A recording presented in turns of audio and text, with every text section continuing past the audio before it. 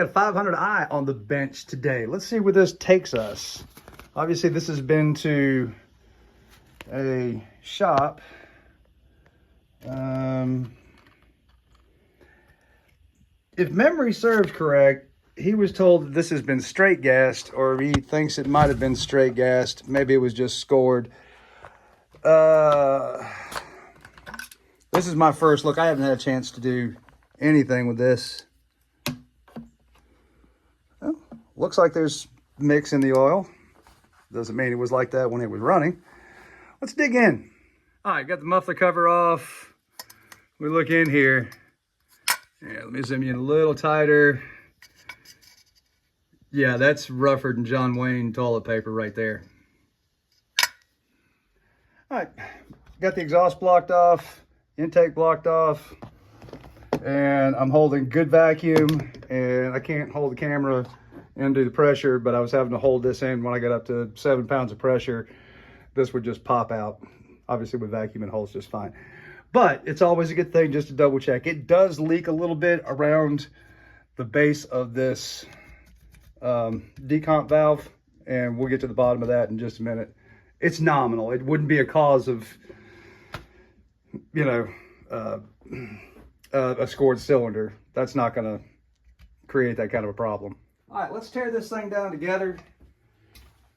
Now, all this is stripped out of the way, so I'm not going to bore you to death.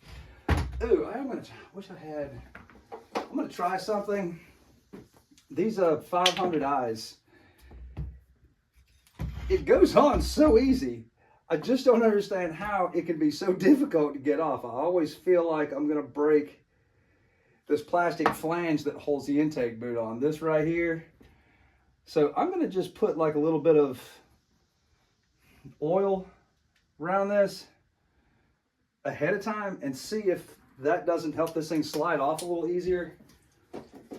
It's not hard to put back on. It's just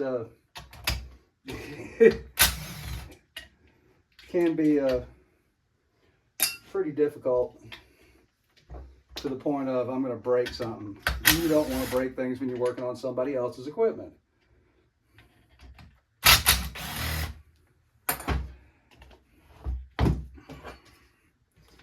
And if somebody's got like a super easy way to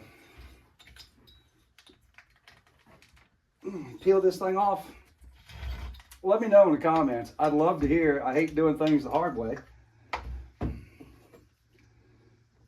You don't want to hurt any of the electronics. Try not. Actually, yeah, putting a little dab of oil on there. This came off a lot easier than it usually does. Come on. Don't break. Okay, so I thought this was going to be easy this time. Come on. Hold, please. Success.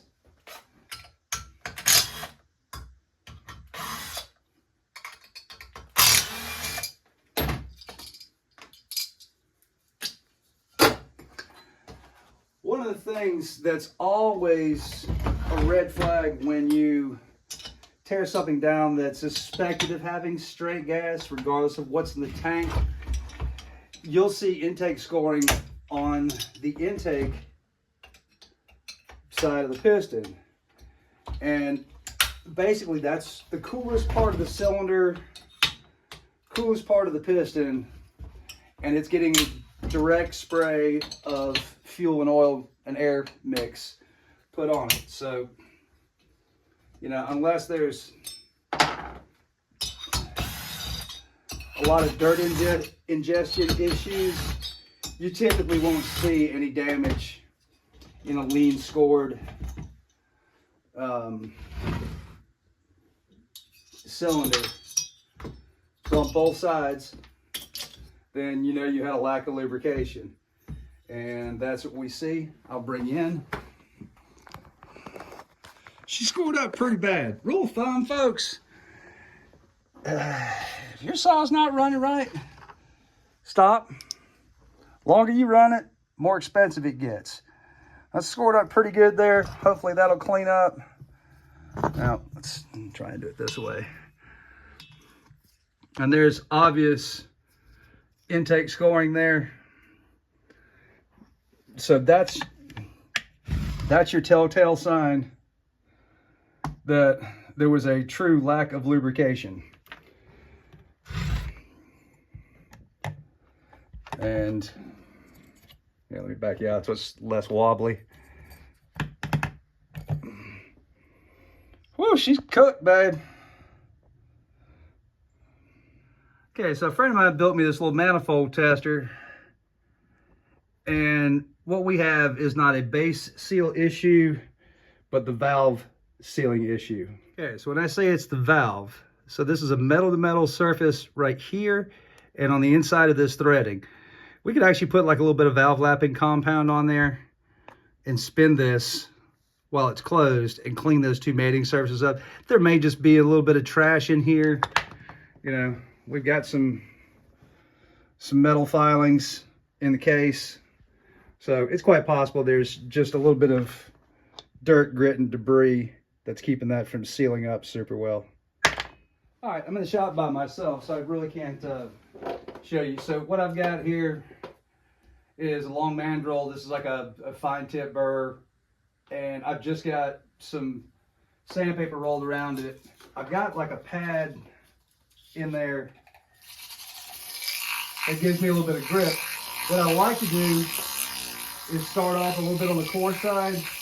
This is 180, so I can have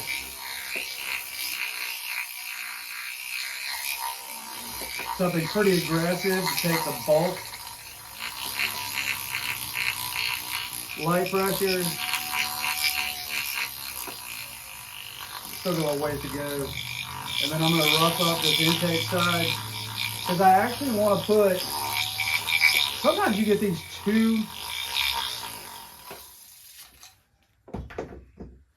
too smooth, and I think you get rid of some of that natural honing that's left in these cylinders to help trap oil. You know, I've learned that, you know, recently, kind of watching Lake Speed on his oil videos.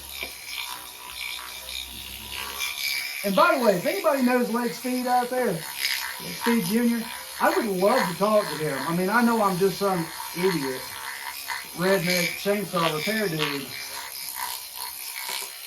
but I would love to see what he could do to help out my primitive two-stroke oil testing and put some science behind some of the better oils that work great for me under crude testing and, you know, real-world results. Okay, so you'll have to change every once in a while. You get the picture. I'm going to go down to all the way up to 320 and just put that on. I've got the majority of my aluminum transfer off, and then I'm gonna work it with this, and I'll come back and show you a finished product. Can't talk today. All right, I think I got all the aluminum transfer off. I've got some red Scotch-Brite, and that will give me a good look at what's left in here. I like using my Fordham for this. You get a lot more RPMs than you do with a drill.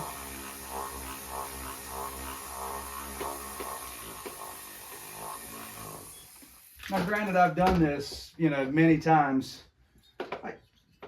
I got like maybe, I don't know, 10 minutes tied up in this total. Let's take a look. And I might need to come back in here and take a couple more looks. I got better light over here. But here's our cylinder. And if anything we'll do is, if you want to inspect somebody's handiwork, shine a light on it, and the reflectiveness, you'll still see. And I think those right there above the exhaust port, those might be scratches into the plating. So those would be considered low spots, not high spots. And then let's take a look at the intake. Yeah, it's a bad angle. I've got all kind of glare. Let's see what it'll do. Yeah, that might need a little bit more love and attention. I didn't hit it that hard. But again, the shine that you get off of light and something shiny back into your lens on your phone really shows up the smallest of imperfections.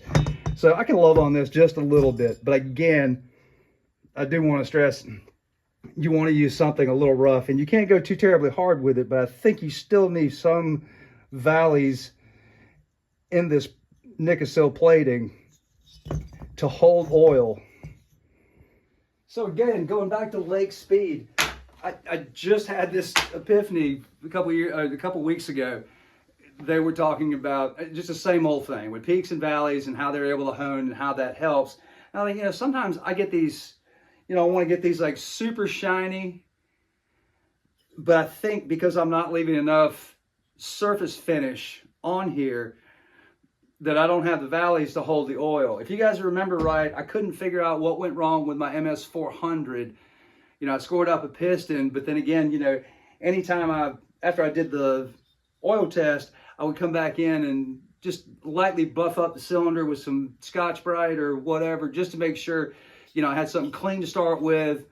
You know, top of the piston looked good, and we'd have a good look at those tank full of oil type video tests. And I think, you know, the reason why I had some scuffing on the intake side of the piston is there just wasn't any valley to hold any oil. There was just too slick of a surface from being polished over and over again. So you can take that for what it's worth if you do this, you know, if you're reclaiming cylinders and trying to do this right. You know, I don't know how many, I think the plating on here is like maybe 3,000s. So, I mean, you know, you can't just go in there and get crazy with some sandpaper, okay? You know, you got to have a little touch to it and just enough. And then as your sandpaper starts to wear off, you know, and wear out, and you don't have as much abrasive on the paper, you know, you can maybe smooth some stuff out, but you're really going to need full grit sandpaper at some point to get the aluminum out of here. Sorry, that was a little lengthy, and off topic. So there's your ADD moment for the day. Okay, flush the crankcase out. So I put some 40-to-1 saw gas in here, filled it up, cycled the handle over, dumped, cycled, dump, cycle, dump, cycle, and then when you quit getting grit and aluminum paste out of here, then you're good to go. No excessive heat on the big end of the bearing, no excessive heat on the small end of the rod, rod, big end, small end. Told you I can't talk today. Let's take a closer look at this piston. Whew.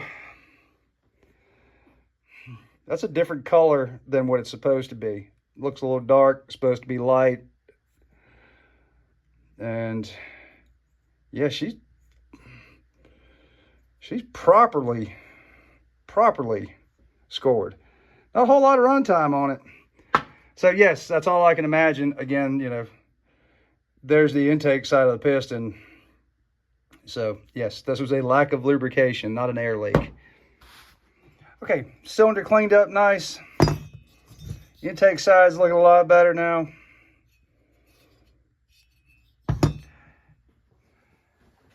Okay, I'm probably late to the chorus on this, but somebody's already down there in the comments doing this, like, you know, you can't clean up, you can't, you got to do a new bearing. Look, there's already a work repair tag on here. They told him it was either going to be a fortune, or they just said, yep, it's straight gassed, you need a new one. Replacement cost is $1,750 plus tax nowadays for a 500i. What we're doing here is going to last and be good. You know, I don't have any heat on the big end of the bearing. You know, you just can't randomly do this to every saw. Sometimes it's like, okay, we definitely have to split the case. We definitely need to do this. Your top end can't be saved. You need a top end. Okay, so your bill is going to be like $800-900 for a case split, the top end, parts and labor. Or if it is salvageable, we can cut that bill in half.